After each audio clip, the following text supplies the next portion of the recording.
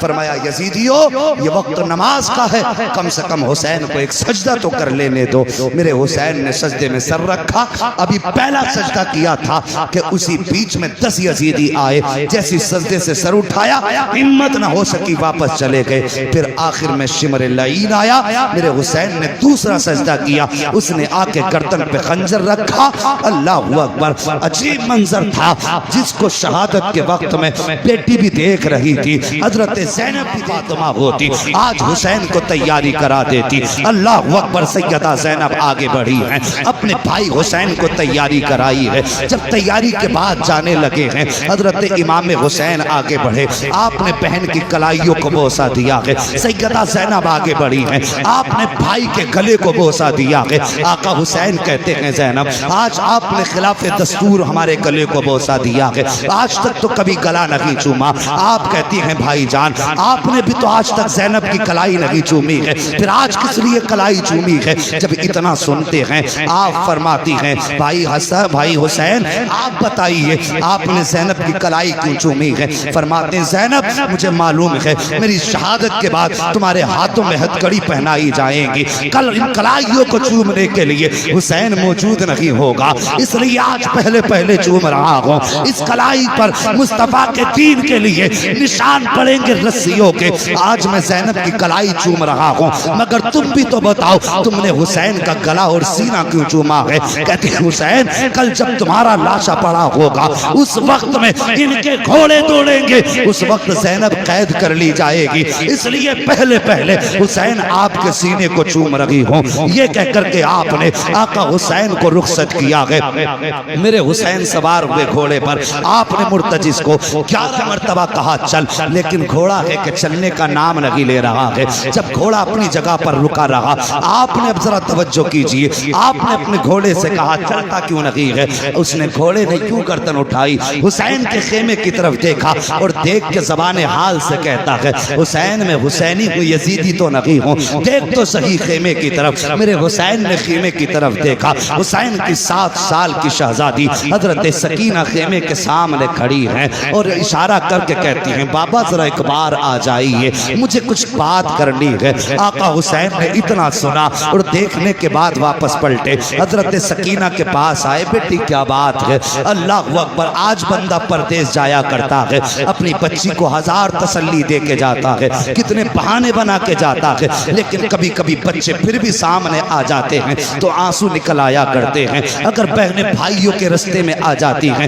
بھائی ہمیں چھوڑ کے نہ جائیے، کب آؤ گے؟ تو بہنیں تڑپ جایا کرتی ہیں، او یار تو آنے کے لیے جا رہا ہے، تب تیرے بچوں کا یہ حال ہے، مگر حسین تو کبھی نہ آنے کے لیے جا رہا ہے، حسین ہمیشہ کے لیے جا رہے تھے۔ بیٹی نے یوں بازو پھیلائے، بابا ایک بار ذرا نیچے آ جائیے، میرے حسین کہ بیٹی کو سینے سے بھی لگاؤں گا، بیٹی کے لب و رخسار کو بوسے دوں گا، اس کی پیشانی چوموں گا، کیا کیا حسرت نہ تھی حسین کے سینے میں۔ لیکن جب سواری سے اتر کے آئے ہیں صاحب، بیٹی کی طرف بازو پھیلائے ہیں، بیٹی بھی حسین کی بیٹی تھی، کہتی بابا تکلیف نہ کریں، صبح سے 71 لاشیں اٹھا چکے ہو، اب بیٹی کو اٹھانے کا بوجھ کا برداشت کرنے کی ضرورت نہ کریں، بابا اتنا کیجئے، ایسے جھک جائیے جیسے بندہ رکوع میں جھک جاتا ہے۔ بیٹی کیا کرو گی؟ کہا بابا مجھے ماتھا چومنا ہے، مجھے معلوم ہے آج کوئی تجھے پیار کرنے والا نہیں ہے، آج میں چاہتی ہوں میں خود سے تمہیں پیار کروں۔ میرے حسین حالت رکوع میں آئے ہیں، حضرت سکینہ نے ماتھا چوما ہے، حسین خاموش ہیں، دانا رخسار چوما ہے، حسین خاموش ہیں، بایاں رخسار چوما ہے، حسین خاموش ہیں، حسین کے لبوں کو چوما سکینہ نے، حسین خاموش رہے، گلے کو چوما سکینہ نے، حسین خاموش رہے، لیکن جب سینے کو چوما ہے سکینہ نے، اب حسین خاموش نہ رہ سکے۔ فرماتے ہیں سکینہ اتنا پیار کیوں کر رہی ہو، کس لیے اتنا پیار کر رہی ہو؟ اللہ اکبر، بیٹی کہتی ہے بابا میں نے جو اتنا پیار کیا ہے یہ بلا وجہ نہیں کیا، بلکہ آپ کے ماتھے کو چوما یہ نانا مصطفیٰ کا بوسہ تھا، آپ کے تانے رخسار کو چوما یہ بابا علی کا بوسہ تھا، آپ کے بائیں رخسار کو چوما یہ فاطمہ کا بوسہ تھا، آپ کے لبوں کو چوما یہ حسن کا بوسہ تھا، آپ کے گلے کو چوما یہ میرا بوسہ تھا۔ آقا حسن کہتے ہیں بیٹی سینہ کیوں چوما؟ کہتی بابا پوچھئے نا، برداشت نہ کر سکو گے۔ کہا بیٹی بتا تو صحیح سینہ کس لیے چوما؟ کہتی بابا یہ سینہ میں نے تیری وہ بیٹی جو مدینے میں رہ گئی تھی اسی سغرا کے بدلے میں چوما ہے۔ کہتے بیٹی اس کی یاد کیسے آئی؟ کہتی بابا جب آپ رات کو اکبر بھائی سے باتیں کر رہے تھے تھوڑی دیر کو میری آنکھ لگی تھی، خواب میں بہن سغرا آئی تھی، اس نے کہا تھا سکینہ میں مدینے رہ گئی تھی تو کربلا رہ جائے گی، لیکن یاد رکھ جب شام کو آخر میں بابا جاتے ہوں گے تو سب کے بدلے کا پیار کرے گی، اپنی سغرا کو مت بھول جانا، میرے بدلے کا پیار کر دینا۔ اللہ اکبر! اتنی بات حضرت سکینہ نے کہی ہے، میرے حسین کی چیخ نکلی، بیٹی کو پیار کیا ہے، سینے سے لگایا۔ کہتے بیٹی کہتی بابا جا تو رہے ہو کوئی وصیت کر کے چلے جاؤ۔ جب وصیت کی باری آئی ہے تب میرے حسین نے کہا تھا الذین اذا اصابتهم مصیبہ قالوا انا للہ و انا الیہ راجعون۔ اے بیٹی اگر مصیبتیں آ جائیں آہو وویلا نہیں کرنا ہے، چیخو پکار نہیں کرنا ہے، کپڑے نہیں نوچنے ہیں، سب کا دامن نہیں چھوڑنا ہے۔